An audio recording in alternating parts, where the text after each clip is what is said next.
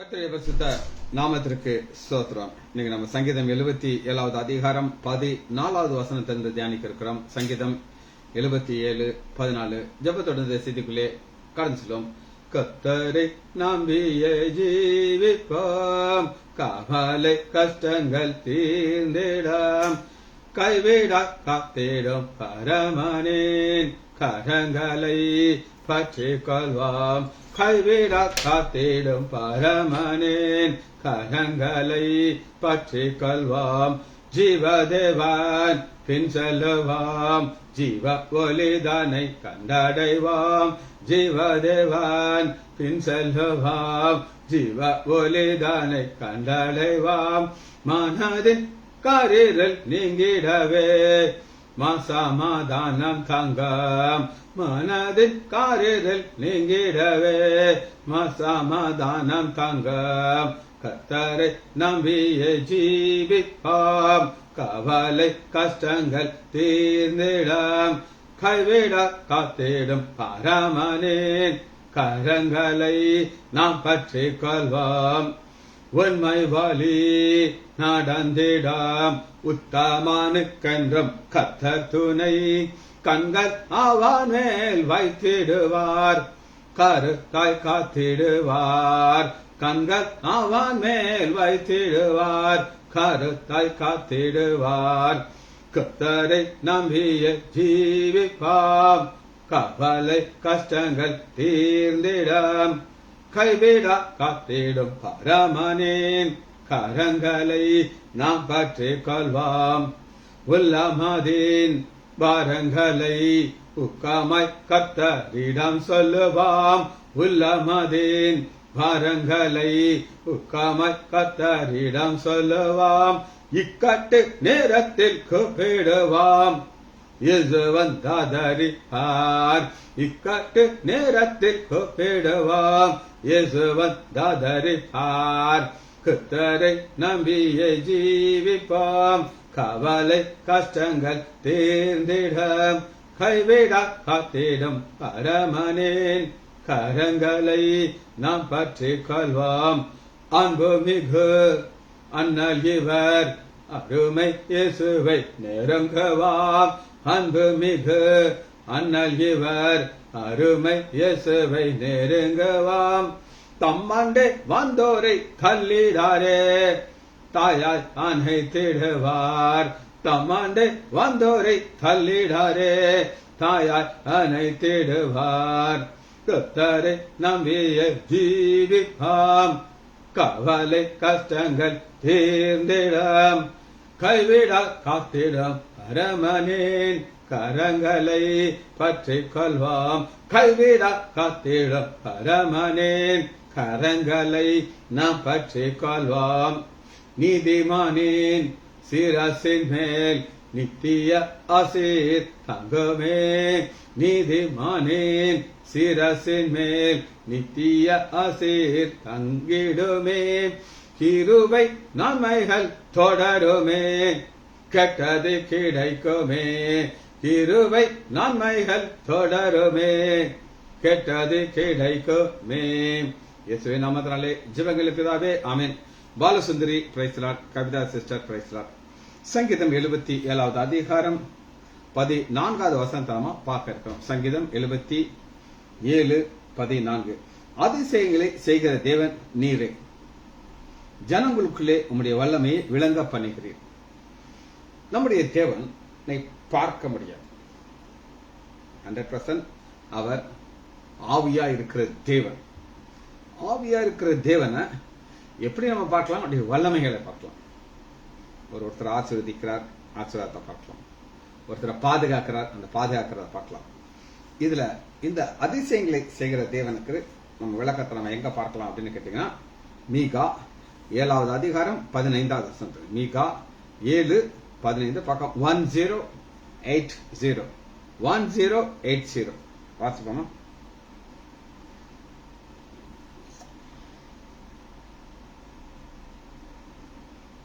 நீர் எகிப்து தேசத்திலே புறப்பட்ட நாளிலே நடந்தது போலவே உன்னை அதிசயங்களை காண பண்ணுவேன். அப்ப இன்னைக்கு ஆண்டவர் அதிசயங்களை செய்யறதுக்கு ஒரு பழையதா காட்டுறாரு. நீனா யாரு? இஸ்ரேல் மக்களை சொல்றாரு, உங்களை என்னையும் கிடையாது. எகிப்து தேசத்திலே புறப்பட்ட நாளிலே நடந்தது போல உன்னை அதிசயங்களை காணும். இந்த எகிப்து தேசத்துக்கு ஒரு ஒரு எக்ஸ்ட்ரா பேர் இருக்குது. எகிப்து தேசம் என்றால் என்ன அப்படின்னு நீங்க கேட்டீங்கன்னா அதுக்கு பேரு காலாவாய். உபாகமம் 4வது அதிகாரம் 20வது வசனத்துல எகிப்துக்கு ஒரு பெயர் 4:20. எகிப்து என்னும் இரும்பு காலவாயிலிருந்து புறப்பட பண்ணினார். அதிசயங்கள் பாக்குறதுன்னா இரும்பு காலம்னா எங்க உங்களை உடுக்கி நெருக்கி கஷ்டப்படுத்தி புளிகிறாங்களோ அங்கிருந்து ஆண்டவர்களை புறப்பட பண்ணுகிறார். இதுதான் ஆண்டவருடைய வல்லமையை நீங்க பார்க்கலாம். இதே காரியத்தை எரேமியா 11வது அதிகாரம் 4வது வசனம். எரேமியா 11:4.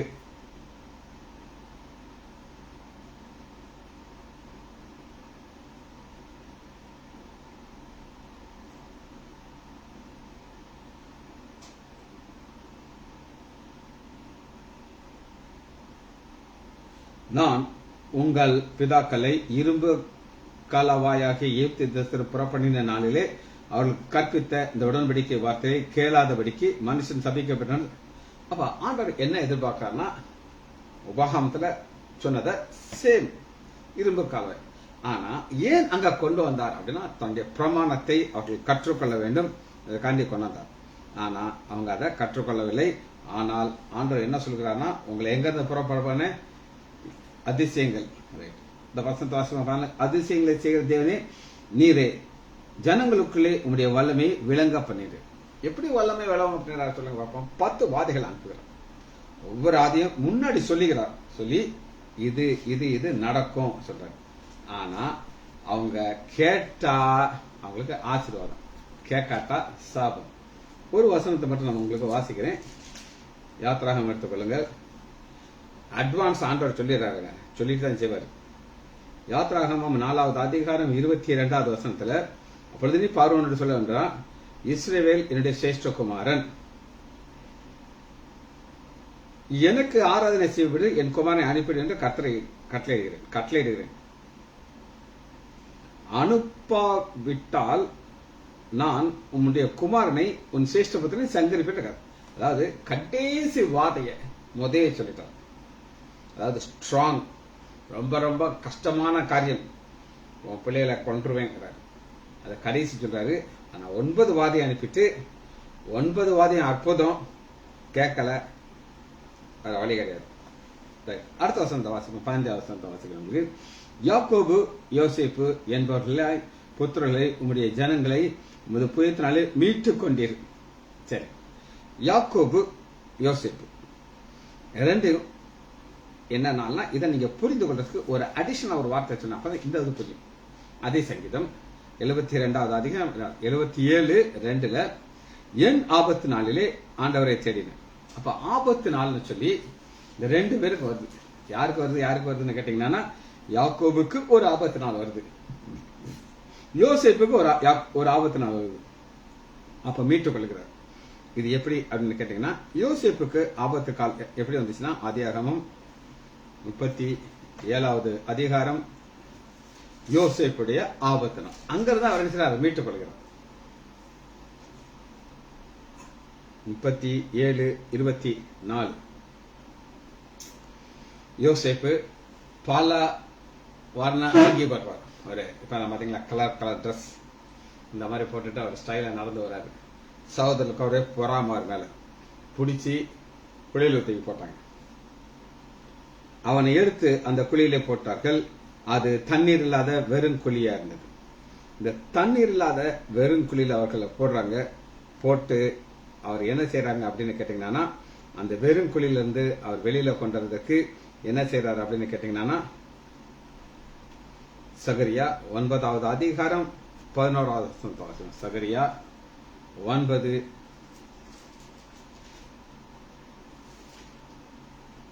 குழி, வெறும் குழி. 9:11 உனக்கு நான் செய்ய வருது என்னவென்றால் தண்ணீராத குழியிலே அடைபெற்றிருக்கிற உன்னுடையவர்களை நான் என் உடன்படிக்கையின் ரத்தத்தினாலே விடுதலை பண்ணும். இதுதாங்க ஆண்டவர் செய்கிற ஒரு அற்புதம். இந்த புதிய ஏற்பாட்டையும் பழைய ஏற்பாட்டையும் கனெக்ட் பண்றாரு. இது என்ன அப்படின்னு கேட்டா, உன் உடன்படிக்கையின் ரத்தம். அப்ப அவர்களுக்கு ஒரு உடன்படிக்கை செய்யறாரு. அது விருத்த சேதனம் பழைய ஏற்பாட்டில். அதன் மூலமாக அவர்களை தன்னுடைய ஜனமாக ஏற்றுக்கொண்டு இந்த குழியிலிருந்து செய்றார், அவர்களை தூக்குறார். பைபிள் நீங்க வாசிக்கும் போது பழைய ஏற்பாட்டையும் புதிய ஏற்பாட்டையும் இணைத்து நீங்க வாசிக்கணும். வாசிக்கும் போது அது ஒரு ஆசீர்வாதம். இதுல இன்னும் கொஞ்சம் நம்ம ஆழமா பார்க்க போயிடும்.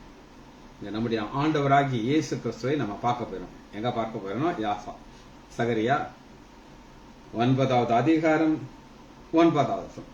நம்ம ஆண்டவர் பார்ப்போமா? பெரிய ஆசீர்வாதம் என்ன தெரியுமாங்க? பெரிய ஆசீர்வாதம் என்னன்னா, பழைய ஏற்பாட்டில் நம்முடைய ஆண்டவராகி இயேசு கிறிஸ்துவை பார்க்கறதான் பெரிய ஆசீர்வாதம். ஏன்னா புதிய ஏற்பாட்டில் வரும்போது அவர் மாமிசத்துல வந்த கடவுள். வாசிப்போமா? சகரியா 9வது அதிகாரம் 9வது வசனத்தை நான் உங்களுக்கு இங்க இருந்து கொண்டு போயிறேன் அப்படின்னு கேட்டீங்கன்னா, சங்கீதம் 77வது அதிகாரம் 15வது வசனத்துல யாக்கோபு யோசேப்பு 2 பேரை அவருடைய புயத்தால் மீட்டுகிறார். அந்த புயத்தால் மீட்டுகிறார்னா யோசேப்பு குழியில் அடைக்கப்படுகிறார். அந்த குழியில இருந்து எப்படி இங்க கனெக்ட் ஆகுதுன்னு அப்படி கேட்டீங்கன்னா, சகரியா பக்கம் 1098,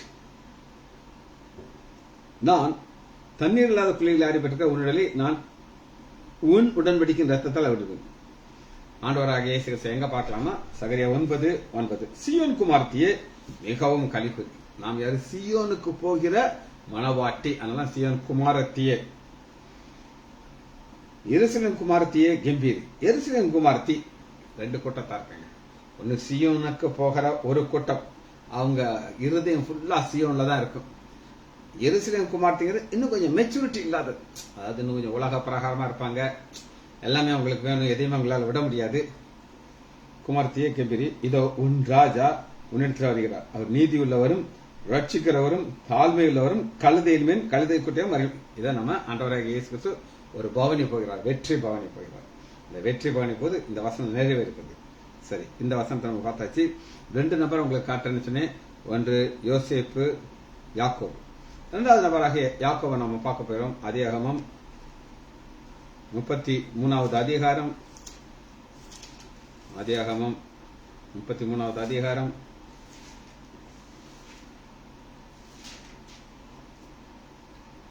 4வது வசனம். யாக்கோபு. யாக்கோபுடைய ஸ்பெஷல் கேரக்டர் என்ன அப்படின்னு கேட்டீங்கன்னா, பயங்கர ஒரு ஸ்பெஷலிஸ்ட். எதுல ஸ்பெஷலிஸ்ட்னா, யாரையும் ஏமாத்திட்டு வர. அது ஒருத்தருக்கு அந்த மாதிரி டேலண்ட் இருக்கும். இப்படி ஏமாத்திட்டார். ஏமாத்தினவர் அவன் மாமனார் இவர் ஏமாத்திட்டார். முதல் ஒரு பொண்ணை கட்டுறாரு, மூத்த பொண்ணை 2வது பொண்ணை கல்யாணம் கட்டுறவர் முதல் பொண்ணை காமிச்சிட்டாரு. காமிச்சு ஏமாத்திட்டார். இப்ப இவருடைய பிரச்சனை என்னன்னா, அண்ணன் இப்ப வர்றாரு. எதுக்கு வர்றாரு? சண்டை போடுறதுக்கு வர்றாரு. அப்ப இவர் எப்படி மீட்டுக் கொள்கிறார் அப்படின்னு கேட்டீங்கன்னா, ஆதியாகமம் 33வது அதிகாரம் 4வது வசனம். அப்பொழுது ஏசா எதிர்கொண்டு ஓடி வந்து அவனை தழுவி அவன் கழுத்தை கட்டிக்கொண்டு அவனை முத்தம் செய்தான். அண்ணன் ஏசா ரொம்ப நல்லவன், ஏன் பாரு நல்லவன். யாக்கோபு தான் ஏமாத்திடுவான். அவர் சொல்றாரு, எல்லாத்தையும் ஏமாத்திட்டேல, இந்த கூழு சேஷ்டபுத்திர பார்த்து ஏமாத்திட்டார். எனக்கு வர வேண்டிய ஆசிரியர் எல்லாம் நீ ஏமாத்தி வாங்கிட்ட. ஒரு நாள் வரும், அப்பா சாவார், அன்னைக்கு நீ வரும், அன்னைக்கு நீ போட்டு தள்ளிடுவேன். ஆனா சிக்கினார். என்னைக்குனா 400 பேரோட எதிர்த்து வர்றாரு. அப்ப எதிர்கொண்டு ஓடி வந்து அவனை தழுவி அவன் கழுத்தை கட்டிக்கொண்டு இவரும் முத்து செய்தார். அவன் தன் கண்களை எடுத்து ஸ்திரீகளையும் பிள்ளைகளையும் கண்டு, உன்னோடு இருக்கிறவர்கள் யார்? அதுக்கு அவன் தேவன், முதல் அதிகாரிகளை தேவன் கொடுத்தார். ஏன் இதை சொல்றாரு அப்படின்னு கேட்டீங்கன்னா, இந்த நேரம் எல்லாம் என் கையை விட்டு போயிருக்கும், ஆனா அவனுடைய கிருபையினால இதெல்லாம் காத்துக்கொண்டேங்கிறார். சரி, இந்த வசனத்தை திரும்ப உங்களுக்கு வாசிட்டு அடுத்த வசனம் 15. யாக்கோபு யோசேப்பு என்பவர்களை உம்முடைய ஜனங்களை உமது புயத்தினாலே மீட்டுக் கொண்டிருக்கிறது. சரி, 16வது வசனத்தை வாசிப்போம். ஜலங்களே உம்மை கண்டது, தேவனே ஜலங்கள் உம்மை கண்டு தத்தளித்தது, ஆழங்கள் கலங்கினது. 16வது வசனத்தை என்னன்னு பார்ப்போம். இந்த 16வது வசனத்திற்கு கீ என்னன்னா, ஒரு உம்முடையங்கிற ஒரு கீ வார்த்தையை 14 பார்ப்போம். உம்முடைய வல்லமை. பைபிள் ஒரு பர்டிகுலர் வார்த்தையை ஸ்ட்ரெஸ் பண்ணி வாசிக்கணும். உம்முடைய ஜனங்கள், உம்முடைய வல்லமை. 16 பாருங்க, உம்மை கண்டது, உம்மை கண்டு தத்தளித்து. இங்க ஃபுல்லா ஆண்டவரை பார்க்கிறோம். இந்த சங்கீதம் எப்படி அருமையா இருக்குன்னா, டிவிஷன் அவங்க சொன்னேன், திரும்ப அந்த டிவிஷனை காமிச்சிட்டேன். சங்கீதம் 77வது அதிகாரம் 9 வசனத்தை பாத்தீங்கன்னா, ஆசாப் தன் சூழ்நிலையை பார்க்கிறார். எப்படி பார்க்கிறார்னா, 2வது வசனம், ஆபத்து நாளிலே. 3வது வசனம், என் ஆவி தொய்ந்து போயிற்று, நான் தூங்காதபடி சஞ்சலப்படுகிறேன்.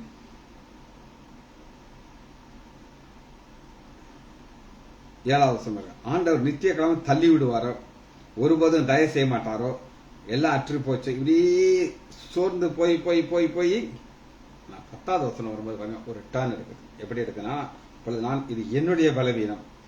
இவ்வளவு நேரம் ஆண்டவருடைய சூழ்நிலையை பார்க்கிறாரு, ஆண்டவரை பார்க்க மாட்டார்.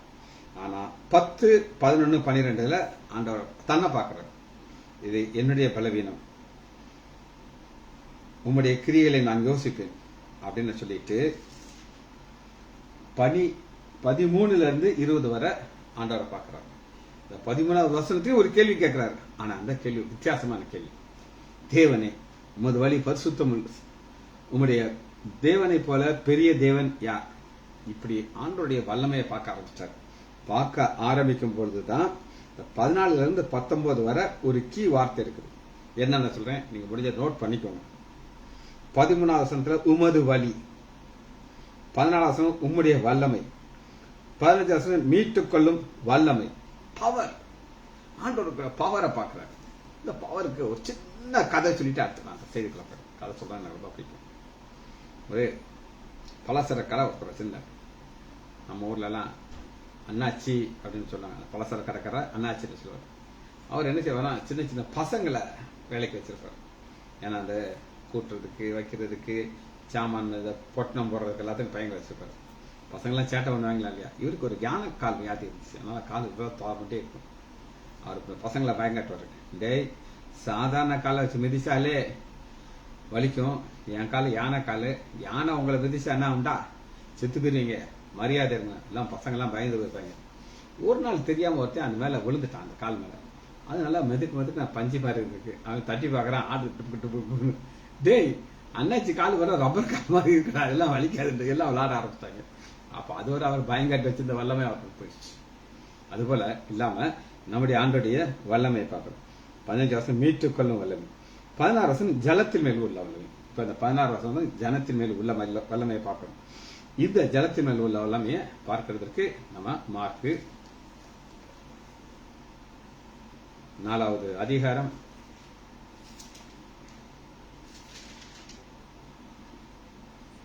39வது வசனம், 4:38 வாசிக்கிறேன். கப்பலின் பின்னணியத்திலே அவர் தலையை வைத்து நித்திரை அடைந்தார். ஆண்டவராகிய இயேசு கிறிஸ்து தூங்கிட்டு இருக்காருங்க. பைபிள்ல இந்த ஒரே ஒரு இடத்துலதான் பில்லோ வச்சு தூங்குறாரு, தலானை வச்சு தூங்குறாரு.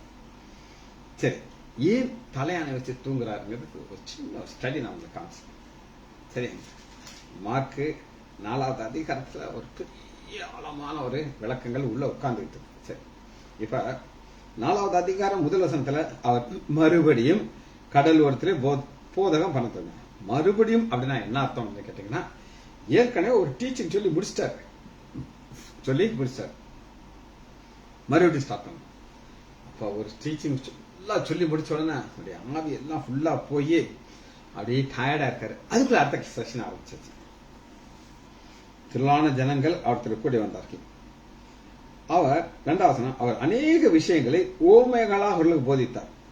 அப்ப டைரக்ட் டீச்சிங் வேற, ஓமைகளா சொல்றாரு. இப்ப எங்க சம்பந்தியமா இருக்காங்க, அவங்க ஒரு பிசிக்ஸ் டீச்சர். அவங்க பிசிக்ஸ் கிளாஸ் எடுக்கும்போது அவங்களுக்கு ஏற்கனவே அந்த சப்ஜெக்ட்லாம் அத்துப்படியா இருக்கும். கடன்னு சொல்லுவாங்க, இந்த பிள்ளைகளுக்கு சொல்லிட்டே இருப்பாங்க, டயர்ட் ஆக மாட்டாங்க, நான் சொல்ல மாட்டேன். ஆனா இங்க அதுக்கு இதுக்கு என்ன வித்தியாசம் அப்படின்னு கேட்டீங்கன்னா, ஒவ்வொருமைகளாக போசிக்கிறதுன்னா அவங்களுக்கு சொல்லி கொடுக்கும்போது புரியணும். புரியறதுக்கு இப்ப நான் ஒரு கதை சொன்னேன். இந்த கதை மூலமாக டூப்ளிகேட் வல்லமை என்னன்றது அவங்களுக்கு காமிச்சேன். இது போல அந்த அவங்களுக்கு புரியுதாப்புல, அந்த ஜனங்களுக்கு புரியுதாப்புல சொல்லிக்கிட்டே வர்றாரு. அடுத்து பாருங்க, அதை விதைக்கிற விதையை சொல்றாரு. அடுத்து பாருங்க, கீ வார்த்தை உங்களுக்கு காட்டுறேன்.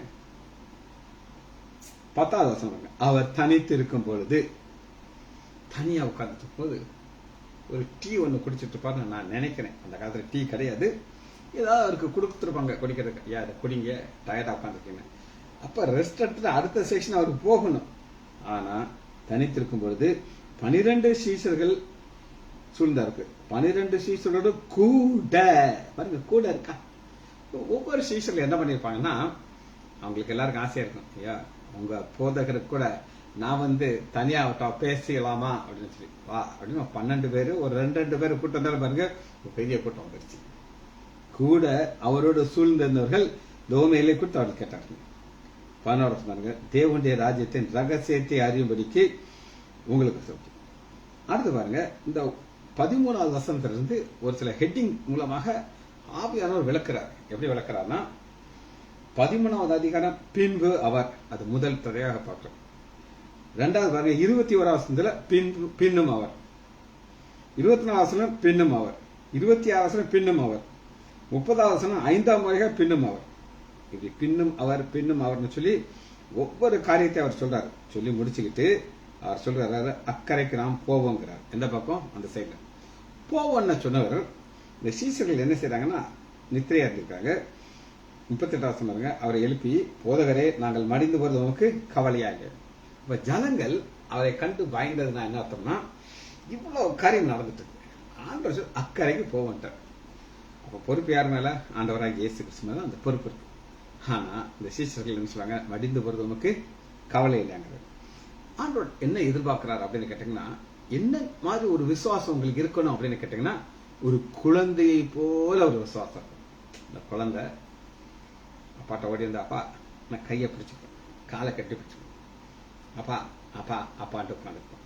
இந்த வார்த்தை சொல்லாது. எப்பா என்னை சாரதக்காப்பா நீங்க கூட்டு வந்து சொல்லாது.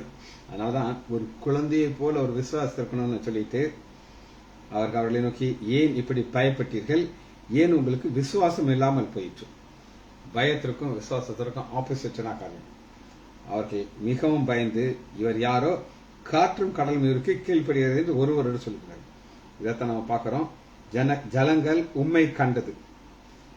அப்ப அந்த ஜலங்கத்துடைய ஜலத்துல ஒரு விசேஷமான ஒரு காரியத்தை நம்ம உங்களுக்கு நான் காட்டுறேன். எடுத்துக்கலாமா? யோபு 26வது அதிகாரம் எடுத்துக்கலாம். யோபு 26:12. அவர் தமது வல்லமையினால் சமுத்திரத்தின் கொந்தளிப்பை அமர்த்த பண்ணி தமது ஞானத்தினாலே அதன் மூர்க்கத்தை அடக்கிறார்.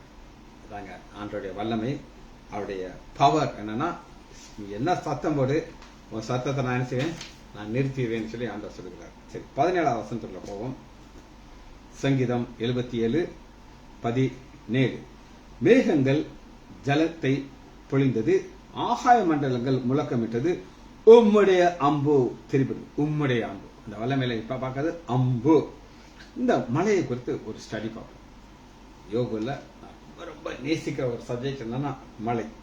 வாசிப்போமா? யோபு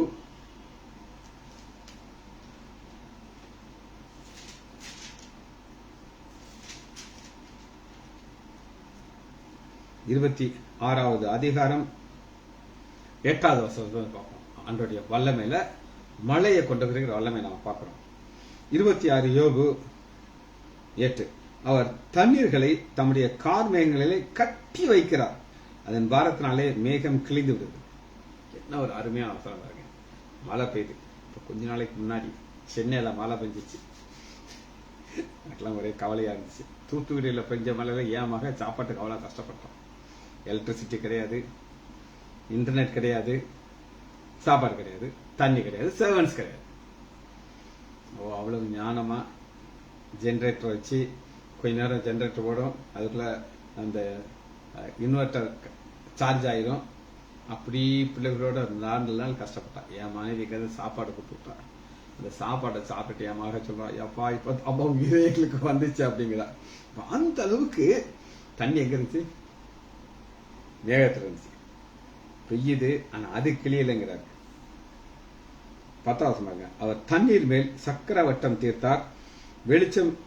சக்கர வட்டம் அப்படின்னு என்ன அர்த்தம்னா, தண்ணி பூமியில எடுத்து அது அணுக்களாக மேல போகுது, திரும்ப வருது. இதுதான் ஆண்டவர் செய்யற ஒரு மலை எப்படி வருகிறதுக்கு. இன்னொரு வசனத்தை நம்ம வாசிப்போம். 27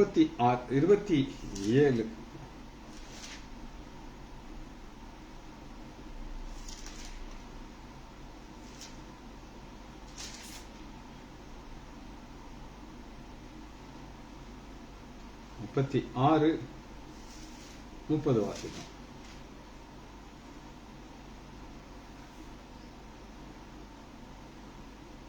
ஏழு 27 வாசிக்கும். 36:27 அவர் நீர்த்துளிகளை அணுவை போல ஏற பண்ணுகிறார். இப்ப உங்களுக்கு ஒரு சின்ன ஒரு எக்ஸ்பிளனேஷன் நான் கொடுக்குறேன். ஒரு தண்ணீர் கொதிக்கணும்னா அதுக்கு 100 டிகிரி இருந்தா தான் அது பாயில் ஆகும்.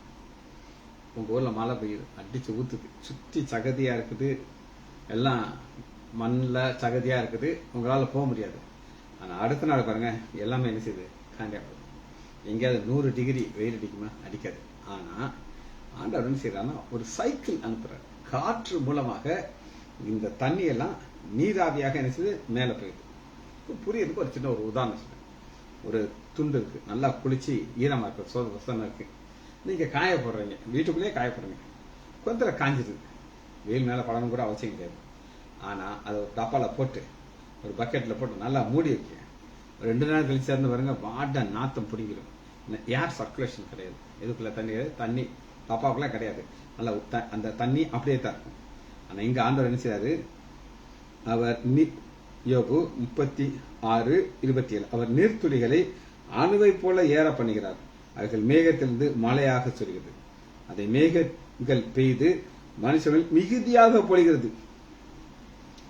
சென்னை வாசிகள் நல்லா தெரியும் அது எப்படி மழை மிகுதியாக பெய்தது அப்படின்னு சொல்லி. பாருங்க 37:3 அவர் வானத்தின் கீழ் எங்கும் அந்த துணியை, அதாவது இடி பூமியின் கடையந்தரும் அதன் மின்னல்களை செல்ல விடுகிறார். அடுத்து பாத்தீங்கன்னா 10வது சொன்னாங்க, தம்முடைய சுவாசத்தினால் தேவன் குளிரை கொடுத்து அப்பொழுது ஜலத்தின் மேல் போடுது, அவர் நீர்த்துளிகளை மேகத்தில் ஏற்றி மின்னலினாலே மேகத்தை சித்திர பண்ணுகிறார். 13வது வசனம் ரொம்ப ரொம்ப எனக்கு பிடிச்ச வசனம். யோபு 37:13 ஒன்றில் தண்டனையாகும், ஒன்றை தம்முடைய பூமிக்கு உபயோகமாகும், ஒன்றை கிருபையாகும். இந்த மலையை தண்டனையாக அனுப்புறாங்க. சில வருஷத்துக்கு முன்னாடி, ஏறக்குறைய 10 வருஷம், ஒரிசால கிறிஸ்தவர்ல ரொம்ப கஷ்டப்படுத்துறாங்க, வேதனைப்படுத்துறாங்க. அப்படி ஒரு கஷ்டத்தை அனுபவிச்சாங்க அவங்க. அப்ப ஆண்டவர் ஒரு பூமி அதிர்ச்சியை உண்டாக்குனாரு. அப்ப பூமி அதிர்ச்சியில இந்த ஒரிசா ரொம்ப அஃபெக்ட் ஆச்சு. இப்ப கர்நாடகால ஒரு எம்பி இந்த சம்பவத்தை பார்லிமெண்ட்ல சொல்றாரு, இங்க கிறிஸ்தவர்களுக்கு விரோதமாக ஒரிசால செய்த தண்டனை கூட்டினால ஆண்டவர் இப்படி ஒரு காரியத்தை அனுப்பினாரு, அந்த அழிவு வந்துச்சு அப்படின்ட்டு அவர் சொன்னாரா. எல்லாரும் அவரை ஹரா பண்ணி நீங்க ரிசைன் பண்ணணும்னு சொன்னாங்க. எப்படி இயேசு இப்படி எல்லாம் செய்ய முடியும், அவருக்கு வல்லமை இருக்கா அப்படின்னு சொல்லி. ஆனா இதுதான் அந்த தண்டனை. மலையை ஒன்றை அனுப்புவாரு, தண்டனை அனுப்புறாரு.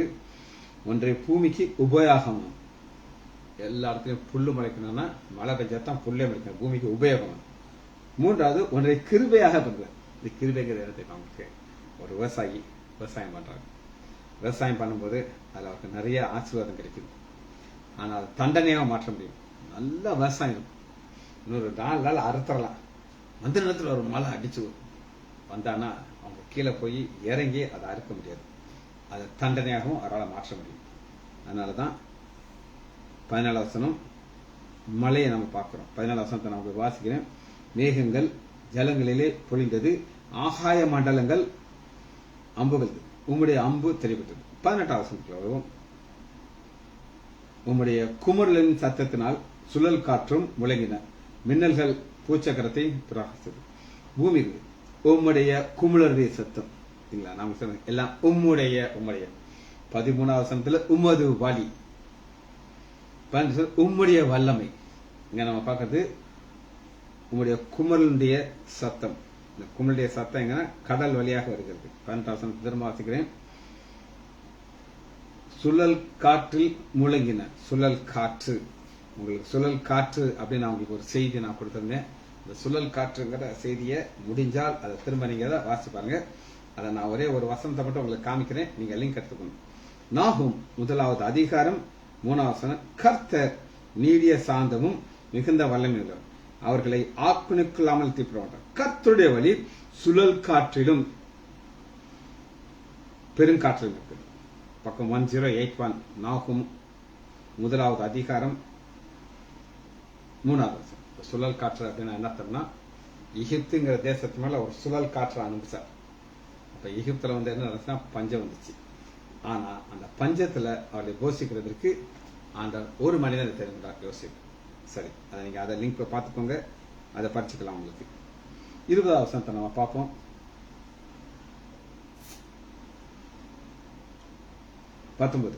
உமது வழி கடலிலும் உமது பாதைகள் திரண்ட தண்ணீரிலும் இருந்தன, உமது காலடிகள் தெரியப்படாமல் போயிட்டு. என்ன தெரியப்படாமல் போயிட்டுனா என்ன அர்த்தம்னா, ஆண்டவர் தான் செங்கடலை ரெண்டா பிளக்கிறார். உம்முடைய வழி கடலிலும், செங்கடல் ரெண்டா பிளக்குது. மோசே போகிறாரு, ஆண்டவர் நடந்து போறாரு. ஆனா அவருடைய காலடிகளை நீங்க பார்க்க முடியாது. காலடிகளை பார்க்க முடியாதபடி அவர் அங்கே ஒரு பெரிய ஒரு அற்புதத்தை செய்கிறார். காலடி செய்ய முடியாது, பார்க்க முடியாது. வாசிப்போமா? யாத்ராகமம் 14வது அதிகாரம்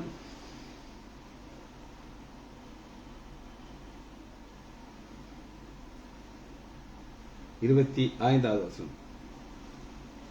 இஸ்ரவேலர்கள் எகிப்தியர்கள் இஸ்ரவேலர் விட்டு ஓடி போவோம், கர்த்தர் அவர்களுக்கு துணை நின்று எகிப்திற்கு விரோதமாக யுத்தம் பண்ணுகிறார்.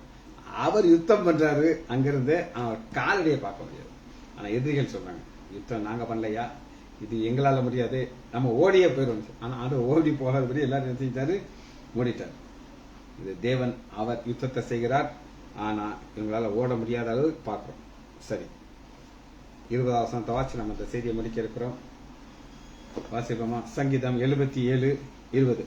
மோசே ஆரோன் என்பவர்களால் உமது ஜனத்தை ஒரு ஆட்டு மந்தையை போல் நடத்தினர். இது என்ன அப்படின்னு கேட்டீங்கன்னா, இந்த மோசையை ஆண்டவர் எங்க இருந்து தெரிந்து கொள்கிறார் அப்படின்னு கேட்டீங்கன்னா, யாத்ராகமம் 3வது அதிகாரம் 1 வசனத்துல பார்ப்போம். ஒரு தேவ பர்வதத்தை நான் உங்களுக்கு காட்டுறேன். மோசே மீதியான தேசத்தில் வந்த பொழுது தேவ பர்வதமாய் ஓரேப். இந்த ஓரேப்புங்கிறது ஒரு மலை. இந்த மலையில தேவன் தன்னுடைய வல்லமையை காட்டுகிறார். எப்படி காட்டுகிறார்னா, ஒரு அக்கன் ஜுவாலை எரியுது. சொல்றாரு, நான் கிட்ட போய் பார்ப்பேன் அப்படின்னு சொல்லி ஆசையா இருக்குங்க எல்லாருக்கும். அப்படி சொல்லும் பொழுது, கிட்ட போய் பார்ப்பேன் பொழுது கர்த்தர் முச்செடி நடுவில் இருந்து தேவன் அவனை நோக்கி மோசே மோசே என்றார். இதோ அடி என்கிறார். அது என்ன சொல்கிறார்னா, அந்த செடி எரியுது, ஆனா அழிய மாட்டேங்குது. என்ன அர்த்தம் அப்படின்னு, இஸ்ரேல் தேசம், இஸ்ரேல் தேசத்து மேல ஒரு அக்கனி வரும், ஆனா அது அழியாது. காரணம் என்ன, ஆண்டவர் முச்செடி நடுவில் அவர் இருந்து அதை பாதுகாக்கிறார். 4 முச்செடியின் நடுவில் இருந்து தேவன். முச்செடிங்கிறது ஒரு கஷ்டம், பாடு. இன்னைக்கும் யுத்தம் நடக்குது, யுத்தத்தின் சத்தத்தை கேட்கிறோம், ஆனா தேவன் கைவிடவே மாட்டார். இது மோசே. ஆரோனை நம்ம பார்ப்போம். யாத்ராகமம் 4வது அதிகாரம் 14வது வசனம். இது கர்த்தர் மோசே மேல் கோபம் கொண்டவராய், லேவியனாகிய ஆரோன் உன் சகோதரன் அல்லவா, அவன் நன்றாக பேசுகிறன், அவன் சந்திப்பான். இப்ப இந்த ஆரோன் ஏன் உள்ள வந்தார் அப்படின்னு கேட்டீங்கன்னா, ஆரோனுடைய பிள்ளை தான் லேவியர்களாக மாத்துறாங்க. அவங்க தான் தேவனுக்கு முன்பாக ஆராதனை செய்யணும். அதனால இவங்களை எப்படி சொன்னா, ஒரு ஆட்டு மந்தையை போல் மேய்க்கிறதுக்கு ஆண்டவர் 2 பேர் தெரிஞ்சுக்கிறார், மோசே ஆரோன். இந்த செய்தியை ஒரு ஷார்ட்டா நான் உங்களுக்கு சொல்லி நம்ம முடிக்க போகிறோம். சங்கீதம் 77வது அதிகாரத்துல கீ வார்த்தை என்ன அப்படின்னு கேட்டீங்கன்னா, 3 செக்ஷன்ல லாஸ்ட் பார்ட் தான். லாஸ்ட் பார்ட்ல உம்முடைய ஜனம், இன்னைக்கு நம்மள ஆண்டவர் வழி நடத்துகிறார். ஜெபிச்சு முடிப்போமா? மகா இரக்கமும் கிருபையுமுள்ள பிதாவே, துதிக்கிறோம் ஐயா. சங்கீதம் 77வது அதிகாரத்தை முடிக்க நீர் பாராட்டின நன்மைக்காக நன்றி ராஜா. ஆசாப் சூழ்நிலையை பார்த்தார் ஐயா, கலக்கமிட்டார். தன்னை நோக்கி பார்த்தார், பலப்பட்டார். தேவனுடைய வல்லமையை நோக்கி பார்க்கும் பொழுது விசேஷமான கிருபையை தந்திரையா. நாங்கள் உண்மையை நோக்கி பார்க்க பலன் தாங்கப்பா. பிள்ளைகள் ஒவ்வொருவரையும் என் ஆண்டவராகிய இயேசு கிறிஸ்துவின் நாமத்தினாலே ஆசீர்வதிக்கிறேன். இயேசுவின் நாமத்தினாலே ஜெபங்கள் பிதாவே. ஆமேன், ஆமேன், ஆமேன்.